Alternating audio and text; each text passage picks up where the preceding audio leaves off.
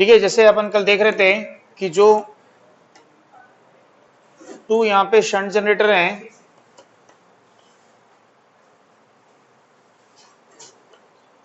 और ये parallel operation में रन कर रहे हैं।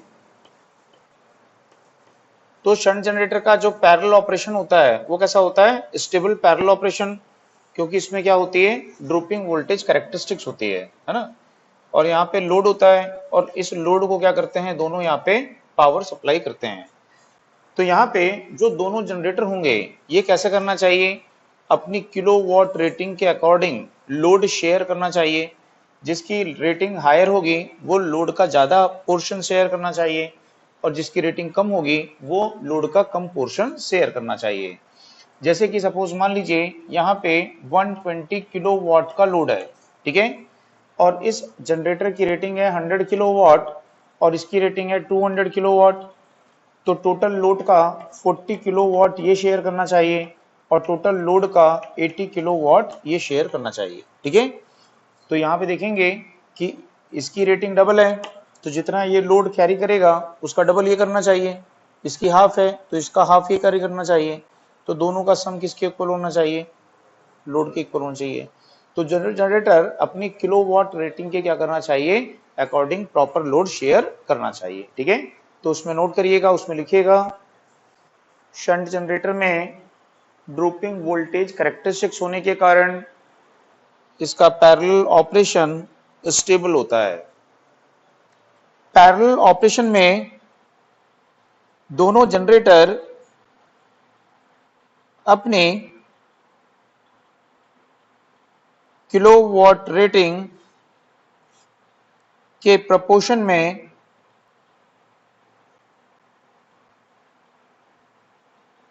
लोड शेयर करना चाहिए।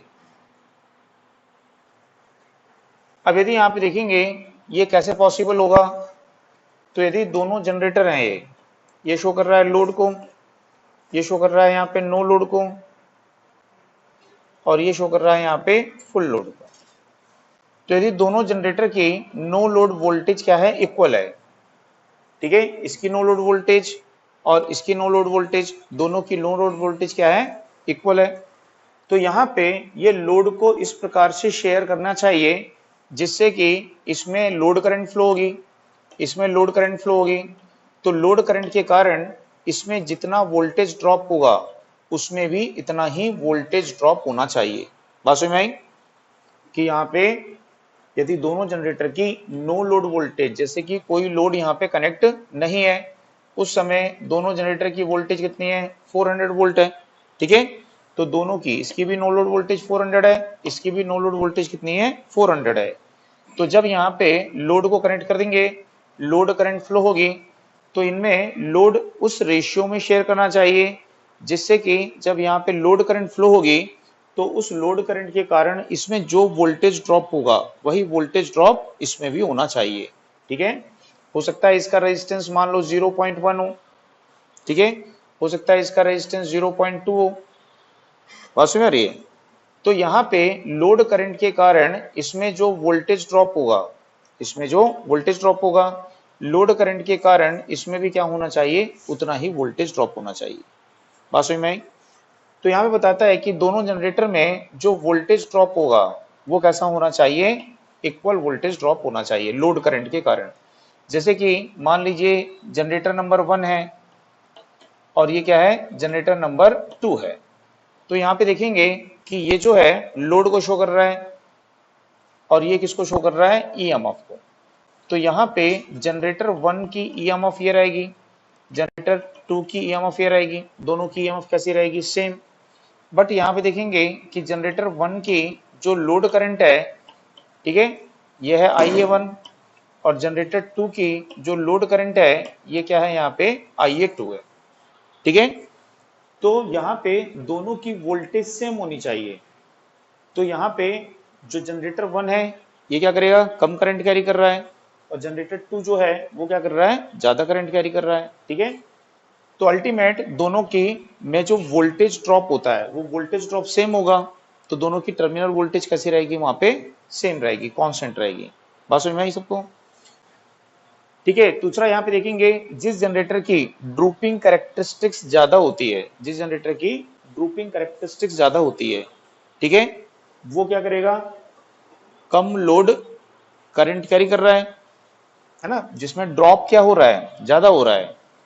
ड्रॉप कब ज्यादा होगा, जब उसका इंटरनल रेजिस्टेंस क्या होगा, हाई, आर्मेचर रेजिस्टेंस क्या होगा, हाई। तो जिस जनरेटर में ड्रूपिंग कैरेक्टरिस्टिक्स ज्यादा होती है वो कम लोड कैरी करता है, और जिस जनरेटर की ड्रूपिंग कैरेक्टरिस्टिक्स कम होती है वो क्या करता है, ज्यादा लोड कैरी करता है। आई बात समझ में?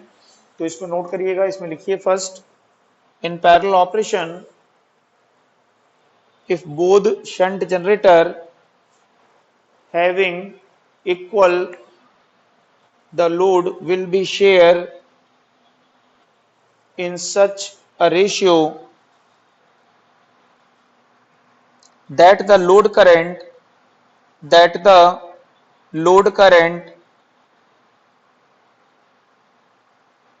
delivered by each machine, that the load current delivered by each machine causes causes the same voltage drop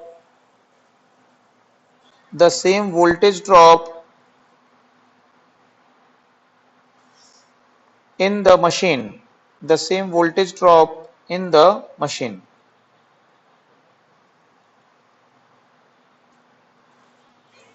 ठीक है, फर्स्ट में कि लोड करंट या लोड इस प्रकार से शेयर करना चाहिए जिससे कि दोनों मशीनों में वोल्टेज ड्रॉप कैसा रहेगा, सेम। तो दोनों में वोल्टेज ड्रॉप सेम रहेगा तो दोनों की टर्मिनल वोल्टेज क्या रहेगी, सेम रहेगी। ठीक है, अब बोलता है कि इसके बाद में उसके नीचे बना लो इसको, डायग्राम को जल्दी से।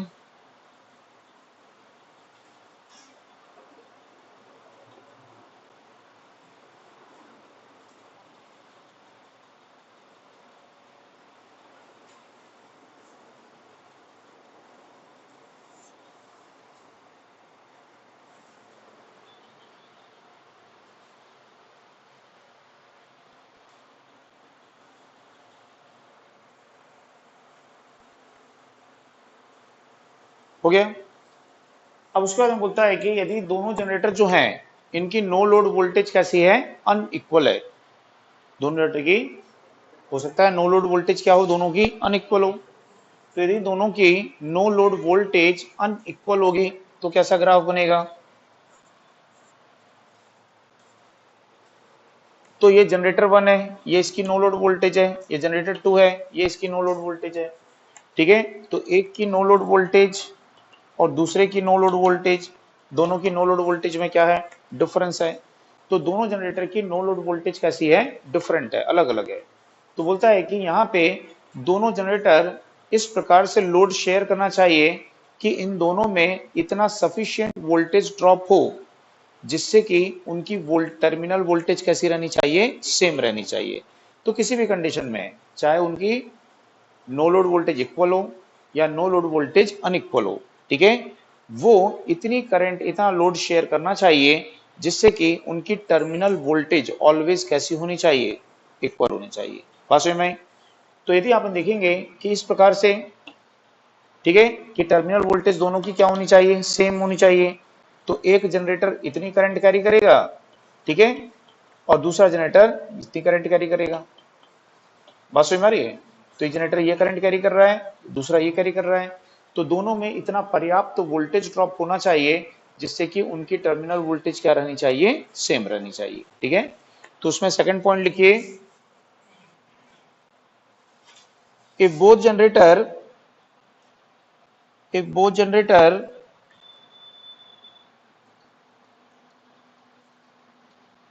having unequal if both generator having unequal no load voltage no load voltage comma the load current shared by generators the load current shared by generators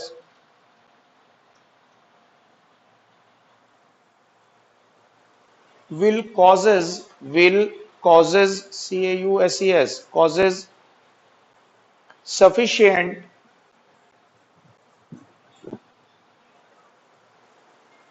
voltage drop sufficient voltage drop in each machine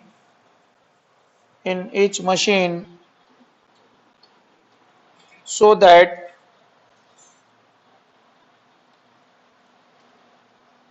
their terminal voltage so that their terminal voltage remains same so that their terminal voltage remains same.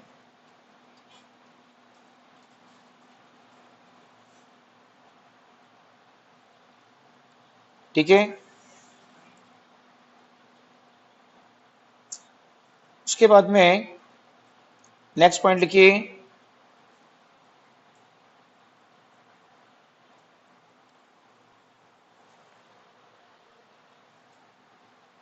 If both generators, है ना, इसको important है ये point याद रखिएगा, if both generators having different voltage regulation, if both generators having different voltage regulation,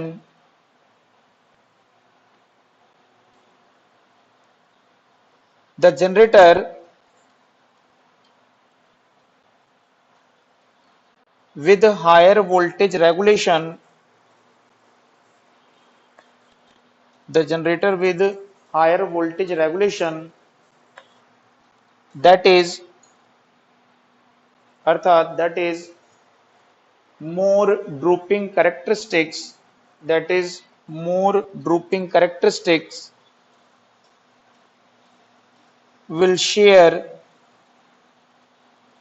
smaller load, will share smaller load.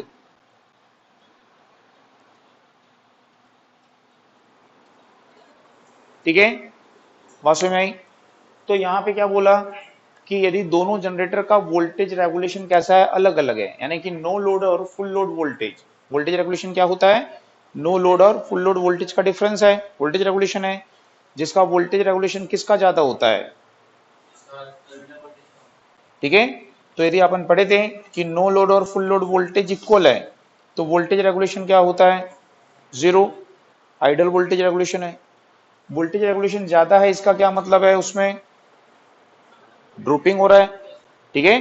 तो जिसमें dropping characteristics ज्यादा होगी, ठीक है, उसका वोल्टेज रेगुलेशन क्या होगा, हाई होगा। हाई यानी पुअर, खराब है ना, वोल्टेज रेगुलेशन मिनिमम यानी बेटर, और हायर यानी खराब है, पुअर है। तो जीरो यानी आइडल वोल्टेज रेगुलेशन है, ठीक है। तो जिसमें ड्रॉपिंग कैरेक्टरिस्टिक्स ज्यादा होगी, ठीक है, उसका वोल्टेज रेगुलेशन क्या होगा, हाई, हाई होगा ना, और वो क्या करेगा, स्मॉलर लोड शेयर करेगा। तो यदि पूछेगा कि पैरेलल ऑपरेशन में कौन सा जनरेटर स्मॉलर लोड कैरी करेगा, कौन कैरी करेगा, शेयर करेगा, जिसकी ड्रॉपिंग कैरेक्टरिस्टिक्स क्या होगी, ज्यादा होगी, ठीक है, या वोल्टेज रेगुलेशन जिसका क्या होगा, ज्यादा होगा। और यदि हम चाहते हैं कि दोनों जनरेटर इक्वल लोड शेयर करें, तो इसके लिए क्या होना चाहिए, इनका वोल्टेज रेगुलेशन कैसा होना चाहिए, आइडेंटिकल होने चाहिए, ठीक है। तो नेक्स्ट पॉइंट लिखिए, पैरेलल ऑपरेशन में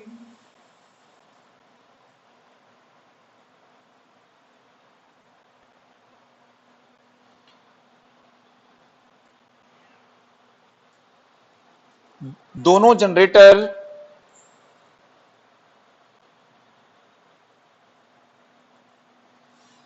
अपनी रेटेड कैपेसिटी, पैरेलल ऑपरेशन में दोनों जनरेटर अपनी रेटेड कैपेसिटी के प्रपोर्शन में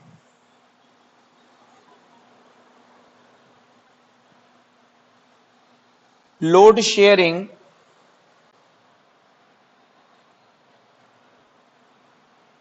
केवल तभी करते हैं, लोड शेयरिंग केवल तभी करते हैं जब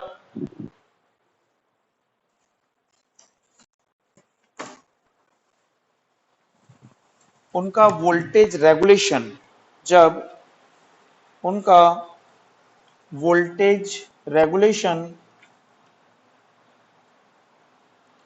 आइडेंटिकल होता है, समान होता है, जब उनका वोल्टेज रेगुलेशन आइडेंटिकल होता है, समान होता है।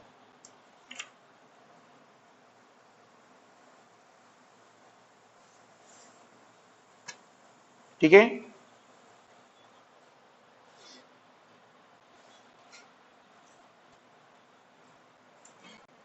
तो ये आपको याद रखना है।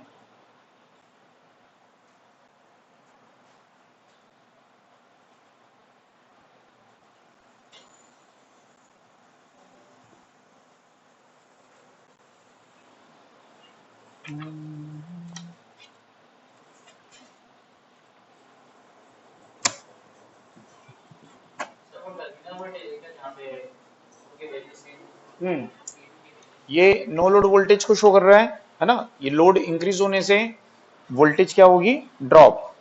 तो जब वोल्टेज ड्रॉप होती है तो अपने को कौन सी वोल्टेज मिलती है, V। अपन पढ़े थे कि ये अपनी E नॉट है, ये अपनी E है, अपनी क्या होती है, V। तो जब वोल्टेज ड्रॉप होती है तो क्या मिलती है, टर्मिनल वोल्टेज। तो इसको क्या बोलेंगे हम, V।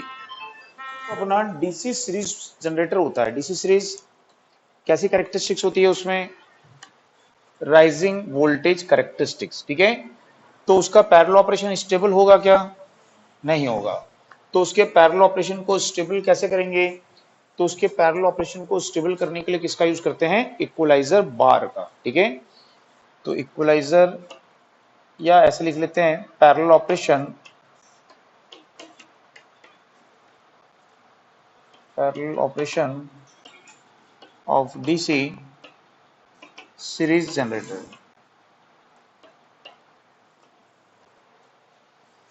तो यदि आप देखें यहां पे कि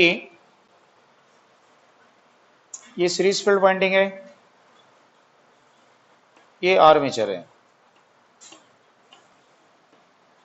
सिमिलरली यहां पे भी सीरीज फील्ड वाइंडिंग है एंड देन ये आर्मेचर है। अब दोनों सीरीज जनरेटर पैरेलल ऑपरेशन में कनेक्टेड हैं और लोड को क्या कर रहे हैं, ये पावर सप्लाई कर रहे हैं। ठीक है, तो ये भी लोड को पावर सप्लाई कर रहा है और ये भी लोड को पावर सप्लाई कर रहा है, दोनों ही लोड को पावर सप्लाई कर रहे हैं। इसकी आउटपुट करंट है 100, इसकी आउटपुट करंट 100 है। लोड को कितनी करंट फ्लो हो रही है, 200 एम्पीयर की करंट फ्लो हो रही है। ठीक है, तो हमको पता है कि इसकी जो फ्लक्स होती है वो फ्लक्स प्रोपोर्शनल टू क्या होती है, IA। इसकी जो फ्लक्स होती है वो प्रोपोर्शनल टू क्या होती है, IA। और जो EG होती है वो डायरेक्टली प्रोपोर्शनल टू क्या होती है, फाई इंटू एन। दोनों की स्पीड कैसी है, रेटेड है, रेटेड स्पीड पर रन कर रहे हैं, कांस्टेंट स्पीड पर रन कर रहे हैं। ठीक है, तो EG is directly proportional to क्या होती है, फाई होती है। ठीक है, अब सपोज मान लीजिए किसी इंस्टेंट पर, ठीक है, दोनों जनरेटर में से किसी एक जनरेटर के प्राइम मूवर में कुछ डिस्टरबेंस आता है। ठीक है, जिससे कि इसकी जो EMF है वो थोड़ी सी क्या होती है, कम हो जाती है। यदि इसकी EMF थोड़ी कम हो जाएगी तो इसकी जो आउटपुट करंट है वो क्या होती है, EG minus V upon RA। कल बताया था। तो यदि इसकी EMF थोड़ी कम होती है तो इसकी करंट क्या हो जाएगी, कम। तो सपोज मान लीजिए इसकी करंट कम हो गई 99 एम्पियर। लोड को कितनी डिमांड है, 200। तो इसकी करंट जो है वो प्लस क्या हो जाएगी, 101 हो जाएगी। तो इसका मैग्नेटिक फील्ड क्या होगा, स्ट्रॉन्गर हो जाएगा। इसकी EMF क्या हो जाएगी, बढ़ जाएगी। और जब उसकी EMF बढ़ेगी, करंट उसकी बढ़ेगी, EMF बढ़ेगी तो फ्लक्स बढ़ेगी, फ्लक्स बढ़ेगी तो फिर से EMF बढ़ेगी। ठीक है, फिर EMF बढ़ेगी तो और करंट डिलीवर करेगा, इसकी करंट क्या हो जाएगी, कम। ठीक है, यहां पे इस जनरेटर की करंट बढ़ते जाएगी, फ्लक्स बढ़ते जाएगी, EMF बढ़ते जाएगी, ये ज्यादा करंट डिलीवर करने लगेगा और इसकी क्या होती जाएगी, कम होती जाएगी। बात समझ में आई। तो एक समय आएगा कि ये बस बार से इसकी EMF इतनी कम हो जाएगी कि ये बस बार से क्या करने लगेगा, पावर ड्रॉ करने लगेगा और एज अ मोटर क्या करेगा, ये सीरीज मोटर क्या करेगा, सेम डायरेक्शन में रोटेट करने लगेगा। आई बात समझ में। तो ये जो प्रॉब्लम है, इस प्रॉब्लम को अवॉइड करने की, क्योंकि इनमें राइजिंग वोल्टेज कैरेक्टरिस्टिक्स है। जैसे ही राइज होना स्टार्ट होगा वोल्टेज फिर उसका बढ़ते जाएगा और इसका क्या होते जाएगा, कम होते जाएगा। तो इस प्रॉब्लम को अवॉइड करने के लिए अपने को किसका यूज करना पड़ता है, इक्वलाइजर बार का। तो कॉपर कंडक्टर के एक बार को यानी थिक कॉपर कंडक्टर को यहां पे कनेक्ट करते हैं। तो कहां कनेक्ट करते हैं, तो ये याद रखना है कहां कनेक्ट करते हैं, तो इसको क्या बोलते हैं, इक्वलाइजर बार। तो इक्वलाइजर बार का यूज काय के लिए करते हैं, ठीक है, जब जनरेटर में राइजिंग वोल्टेज कैरेक्टरिस्टिक्स होती है तो उसका पैरेलल ऑपरेशन कैसा होता है, अनस्टेबल। तो उसके पैरेलल ऑपरेशन को स्टेबल करने के लिए किसका यूज करते हैं, इक्वलाइजर बार। इक्वलाइजर रिंग अलग है, इक्वलाइजर कनेक्शन आपने पढ़े थे ना, इक्वलाइजिंग कनेक्शन इक्वलाइजर रिंग वो अलग है। वो किस में यूज करते हैं, आर्मेचर में यूज करते हैं, है ना। वो काय के लिए यूज करते हैं, to avoid the unequal volt current distribution in carbon brushes and reduced sparking, ठीक है। तो उसके लिए उसका यूज किया जाता है। अब यहाँ पे इसको यूज करने से इसको कहां कनेक्ट किए, देखो ये याद रखना है, armature and series field winding के between armature and series field winding किसको कनेक्ट करते हैं, यहाँ पे इक्वलाइजर बार को। तो यदि पूछेगा कि equaliser bar is connected in, ठीक है, तो कहां कनेक्ट होती है, between armature and series field winding, यहीं पे कनेक्ट करना है। कहीं और कनेक्ट करोगे तो फिर नहीं हो पाएगा।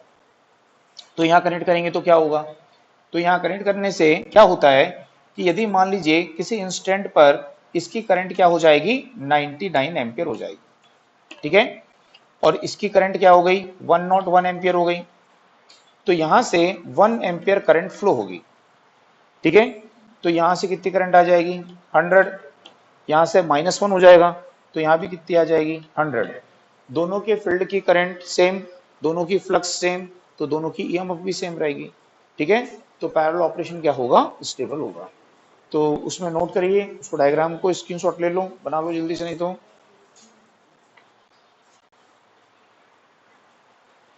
तो ये किसमें यूज करेंगे, इक्वलाइजर बार जिसमें भी राइजिंग वोल्टेज कैरेक्टरिस्टिक्स है। जैसे अपन कंपाउंड जनरेटर लिखे थे ना, कम्युलेटिव कंपाउंड होता है और आपका ओवर कंपाउंड होता है, उसमें भी यूज करेंगे। उसको बना लो, फिर उसको डायग्राम देखते हैं कैसे लगाएंगे उसको। प्रोसेस यही है, कहाँ पे कनेक्ट करना है आपको, सीरीज फील्ड वाइंडिंग और आर्मेचर, चाहे वो कोई भी जनरेटर हो, चाहे वो कंपाउंड हो, कम्युलेटिव हो, सीरीज हो, कोई भी हो।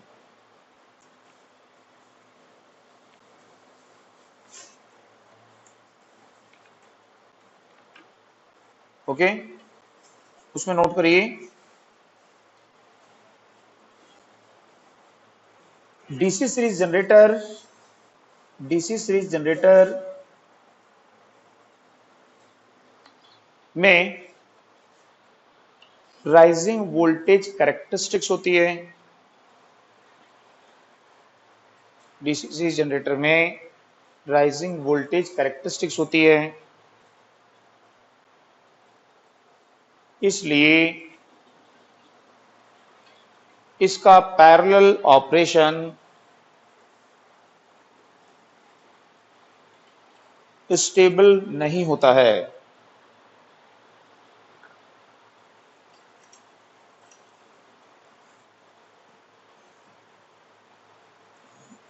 नेक्स्ट की डीसी सीरीज जनरेटर के पैरेलल ऑपरेशन को, डीसी सीरीज जनरेटर के पैरेलल ऑपरेशन को स्टेबल करने के लिए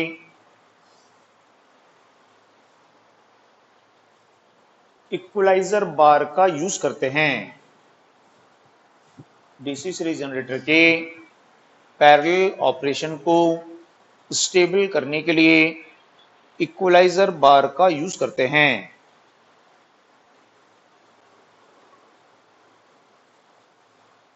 ओके, नेक्स्ट के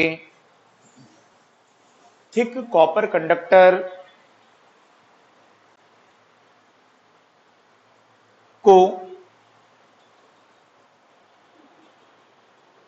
armature and series field winding, thick copper conductor को armature and series field winding के मध्य कनेक्ट करते हैं।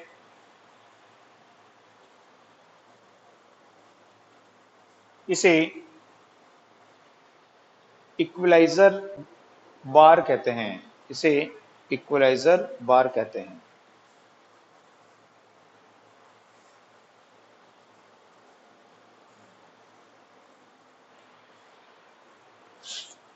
ठीक है। अब यदि कंपाउंड जनरेटर होगा,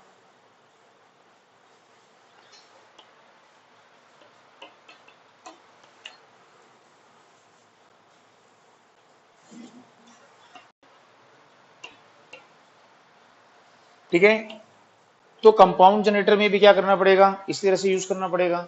तो कंपाउंड जनरेटर में कहां पे यूज करेंगे, तो जैसे मान लीजिए आपका कंपाउंड जनरेटर है, ये कंपाउंड है, तो लगाओगे वहीं पे जहां सीरीज में लगा हुआ है सेम, ठीक है। तो जैसे ये कंपाउंड जनरेटर है, तो कहां पे कनेक्ट करेंगे इक्वलाइजर बार को, वहीं पे, ठीक है, सीरीज फील्ड और आर्मेचर के बीच में ही कनेक्ट करना है। आई बात समझ में। तो यहाँ पे जो अपना कंपाउंड जनरेटर है, इसके पैरेलल ऑपरेशन में लोड शेयरिंग क्या होना चाहिए, उसकी कैपेसिटी के क्या होता है, प्रोपोर्शन में होनी चाहिए, इस जनरेटर की कैपेसिटी के प्रोपोर्शन में होनी चाहिए। तो लोड शेयरिंग इनकी कैपेसिटी के प्रोपोर्शन में करने के लिए क्या करना पड़ता है कि इनका जो वोल्टेज रेगुलेशन है वो कैसा होना चाहिए, इक्वल। दूसरा, यहाँ पे जो सीरीज फील्ड रेजिस्टेंस होता है, सीरीज फील्ड वाइंडिंग का रेजिस्टेंस, वो जनरेटर की रेटिंग के क्या होना चाहिए, इनवर्सली प्रोपोर्शनल होना चाहिए। ये दो कंडीशन याद रखना है, किसके लिए, पैरेलल ऑपरेशन में लोड शेयरिंग उनकी कैपेसिटी के प्रोपोर्शन में करने के लिए। आई बात समझ में। तो इसमें हेडिंग डाल लिए, हेडिंग डाल लिए, उसमें नोट करिए cumulative compound generator, cumulative compound generator, cumulative compound generator में भी राइजिंग वोल्टेज कैरेक्टरिस्टिक्स होती है। कम्युलेटिव कंपाउंड जनरेटर में भी राइजिंग वोल्टेज कैरेक्टरिस्टिक्स होती है।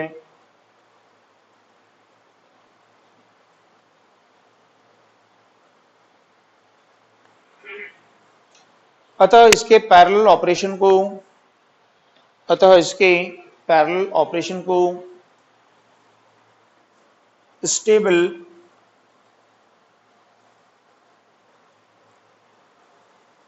रखने के लिए भी, इसके पैरेलल ऑपरेशन को स्टेबल रखने के लिए भी armature and series field winding, armature and series field winding के मध्य इक्वलाइजर बार कनेक्ट करते हैं। Armature and series field winding के मध्य इक्वलाइजर बार कनेक्ट करते हैं, ठीक है। उसके बाद में नेक्स्ट ये कंपाउंड जनरेटर में लोड शेयरिंग,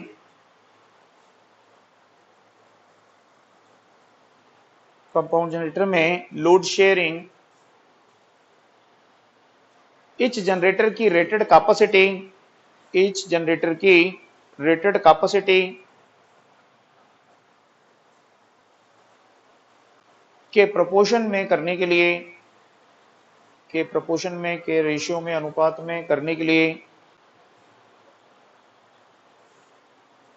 फर्स्ट के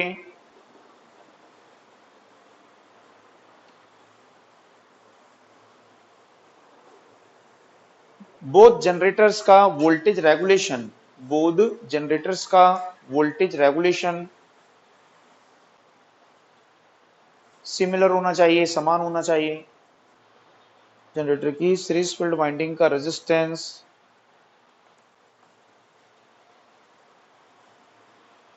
जनरेटर की रेटिंग के इनवर्सली प्रोपोर्शनल होना चाहिए, जनरेटर की रेटिंग के इनवर्सली प्रोपोर्शनल होना चाहिए।